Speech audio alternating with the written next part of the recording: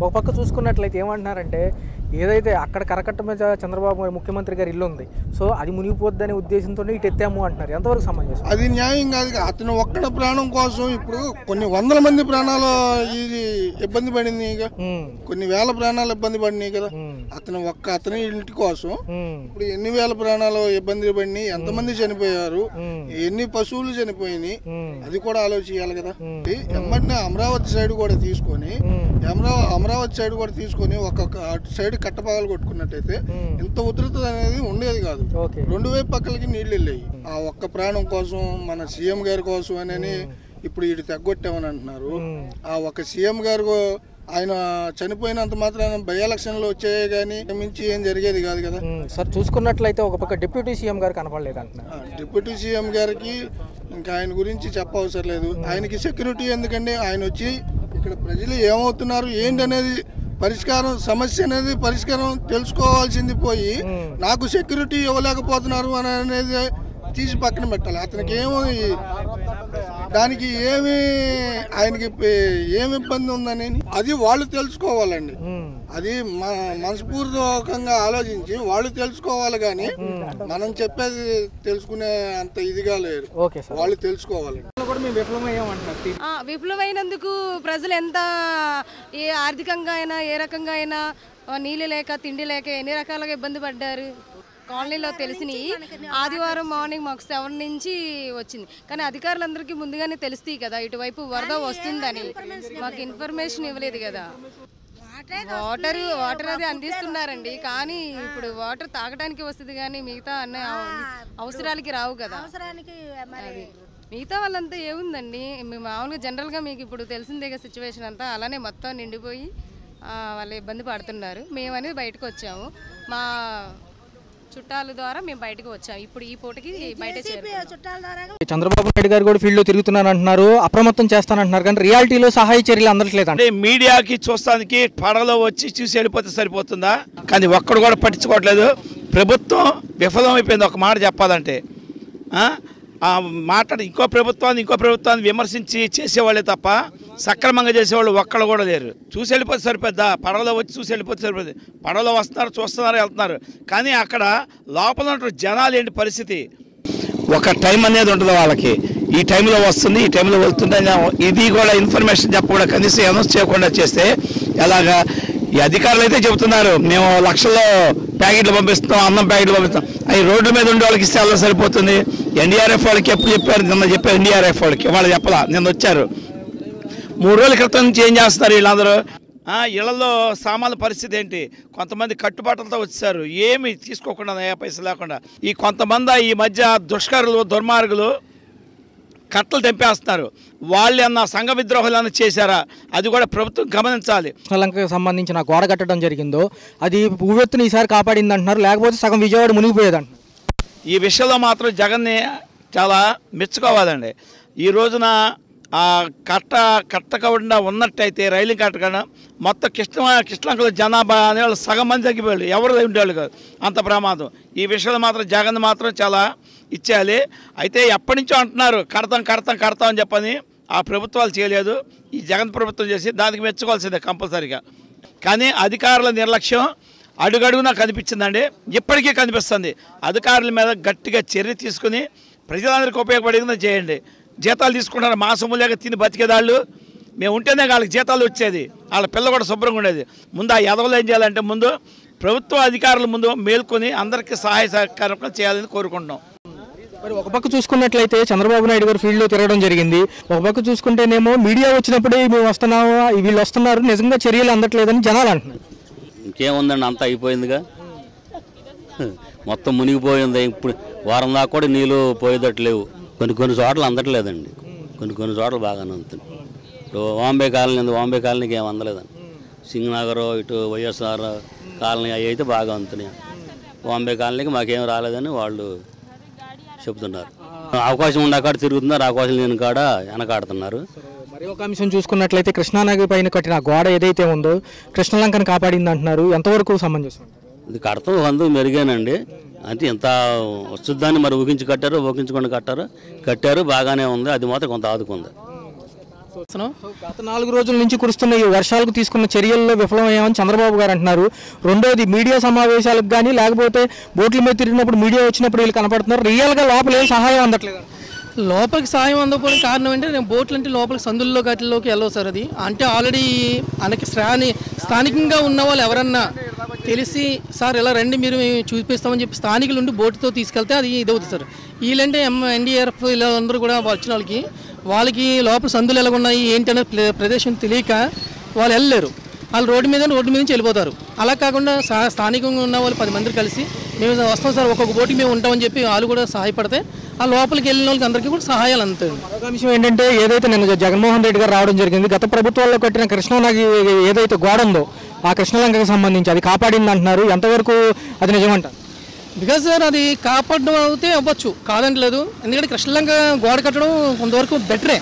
ఎందుకంటే అది కట్టకపోయింటే మరీ దారుణంగా ఉన్నాము పరిస్థితి. కానీ కట్టడం వరకు మంచిదే, కానీ ప్రభుత్వం మారేటప్పటికి అన్ని తారుమారులు అయినాయి. అట్లయితే ఎంత హెచ్చరించిన అధికారుల్లో నిర్లక్ష్యం ఉంది, అందుకే చర్యలు అందట్లేదని చంద్రబాబు గారు. అది వాస్తవమే సార్. అధికారుల్లో మాత్రం నిర్లక్ష్యం అనేది కామన్గా ఉన్నది. ఇప్పుడేనే కాదు, ప్రతిసారి అదే పరిస్థితి. అధికారులు కరెక్ట్గా స్థానికంగా స్పందిస్తే ఇంత ఇబ్బందులు రావు. లోకల్ నాయకులు మీడియా వరకు హడావుడి చేస్తున్నారు తప్ప రియాలిటీలో లోపలికి వెళ్ళడం లేదు అంటున్నారు. అది వాస్తవం సార్. అది ఎవరైనా సరే ఇప్పుడు ప్రభుత్వాలు కూడా కరెక్ట్గా సిద్ధశుద్ధితో వర్క్ చేయట్లేదు సార్. ప్రభుత్వాలు కూడా సిద్ధశుద్ధితో చేస్తే అంత స్థానికంగా ఉన్న నాయకులు కూడా సిద్ధశుద్ధితో చేస్తే అంత పర్ఫెక్ట్గా బెనిఫిట్గా అందరికీ బెనిఫిట్స్ అంతే ఉన్నాయి. చూసుకున్నట్లయితే ఎక్కడికి వెళ్ళిపోయారు పవన్ కళ్యాణ్ గారు? ఈ వరద బాధితులు సెక్షన్ ఏమంటారు? 3 రోజులకి వచ్చాడు చంద్రబాబు గారు. ఫస్ట్ కాడి నుంచి ఉంటున్నాడు. ఈయనకి మరి పవన్ కళ్యాణ్ గారికి భయం పుట్టిందేమో మరి రాలా. అది మరి చూసుకున్నట్లయితే ఒక పక్క ఏదైతే నారా లోకేష్ గారు కూడా మంగళగిరిలో వరద స్టార్ట్ అయ్యేటప్పుడు తిరిగారు తప్ప అది తర్వాత మరి ఇటు కూడా రాలా. చింగనారం పైకప్పురం కూడా రాలా. మన వచ్చాడు కాబట్టి రాజకీయంలోకి ఏం తెలిసిద్ది. ప్రాబ్లం వస్తే ముందుంటానన్న పవన్ కళ్యాణ్ గారు ఎక్కడ ఉన్నారు? యానున్నాడు 3 రోజులకి వచ్చాడు. 3 రోజులకి వచ్చాడు ఆయన. నిన్న ప్రెస్ మీట్ లో ఏమంటున్నారంటే నేను వస్తే గుంపులు అన్ని ఫామ్ అవుతాయి, ప్రజలందరూ నన్ను చూడడానికి వస్తారు, సహాయక చర్యలకు ఇబ్బంది కలిగిద్ది, అందుకే రాలేదు. అవన్నీ ఉట్టిదేనండి. అవన్నీ ఉట్టిదే. చంద్రబాబు అంత ధైర్యం రాలా. అది మొన్న వచ్చినోడైతే చంద్రబాబు 50 సంవత్సరాల నుంచి ఉండోడే. అది అయిద్దండి 4 రోజులు 3 రోజులు పట్టిద్ది. వినాయక చవితికి కూడా ఉండదు, పండగ కూడా లేదు. పండగ కూడా ఇళ్లలో బురద ఉండి అన్ని పాములు ఎన్ని కుదరదు. డబ్బులు కూడా లేవు జనం దగ్గర. ఇప్పుడు ప్రజెంట్ ముఖ్యమంత్రి గారు మీడియా హడావుడి కోసమే చేస్తున్నారు తప్ప రియాలిటీగా సహాయం ఎవరికి అందట్లేదు. ఇక్కడ భవాని బార్ దాకా వెళ్తున్నాయి, అక్కడ నుంచి లోపల ఇరుక్కుపోయి ఉంటారు మా వాళ్ళు. 3 రోజుల నుంచి వాళ్ళకి వాటర్ అందట్లేదు, ఆహారం అందట్లేదు, ఏమీ లేదు. చూసుకున్నట్లయితే ప్రభుత్వాల అలసత్వం వల్ల ఇంత విపత్తు అంటారు. ఇక ప్రభుత్వాలు మనమే నిందించలేము, మనం నిందించలేముగా, వాళ్ళకు ఉండాలి. అవి చంద్రబాబు నాయుడు గారు కూడా రాత్రి ప్రెస్ మీట్ పెట్టి బాధపడటం జరుగుతుంది. ఎవరి కాళ్ళు అందరూ బాధపడతారు, నష్టం జరిగాక అందరూ బాధపడతారు. దాన్ని ఎవడు అంటాడు?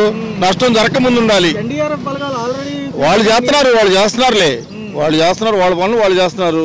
ఎంతకైనా చేసేది ఏముంది? ప్రభుత్వాలు ఫెయిల్ అయ్యి కొంత అలసత్వం వల్ల ఎంత ప్రమాదం వచ్చిందంటున్నారు. అది వాతావరణం మనం ముందుగా ప్రిడిక్ట్ చేయలేం కదండి, ఎప్పుడు ఏది జరుగుద్ది అనేది. అది మన అంటే ముందు జాగ్రత్త చర్యలు తీసుకోవడానికి అవకాశం లేకుండే.